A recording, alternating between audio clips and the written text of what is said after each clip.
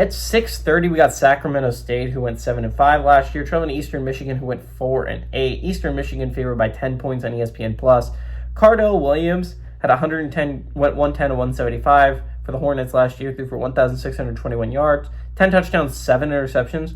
Rodney Hammond Jr. had 188 carries for 1,214 yards and 13 touchdowns. Ernest Campbell had 37 catches for 755 yards and 8 touchdowns. Noah Kim for the Eagles went 247 to 402, threw for 2,817 yards, 18 touchdowns, 11 interceptions.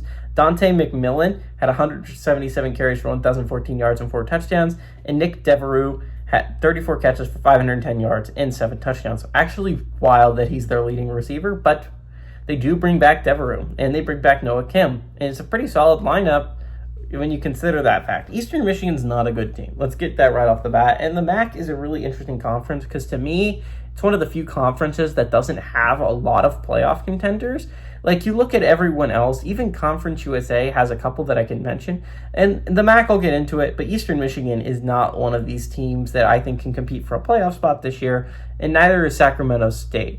So it's an interesting team in the MAC. I mean, this is a big MAC matchup, obviously. In week 0, you get an actual conference matchup, which, I mean, is not normal for week 0. We have one in NC State, Virginia, but it's not normal that you get a conference matchup this early. And I think it's going to be kind of interesting. Sacramento State is coming over from a not great season in the FCS level, but not an awful one by any stretch. 7-5 was a respectable record last year. They traveled to Eastern Michigan, who was a bad team last year. Let's be crystal. They were a really, really bad team.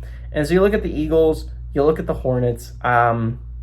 Eastern Michigan brings back so much more talent is the thing. And I'm just not a biggest fan of FCS moving up to FBS level, picking them week 0 or week 1 to win their first game, especially when they're playing talent level that is equal to them or maybe even a little bit better in Eastern Michigan's sense. And it's at home. Again, I think that they're favored by 10 points for a reason. I think this is going to be one of the least interesting games, which is why it's on ESPN+. I like the Eagles to hold home field, and I think that Noah Kim has a pretty solid game. Give me the Eagles to win. I like the Eagles to cover at home.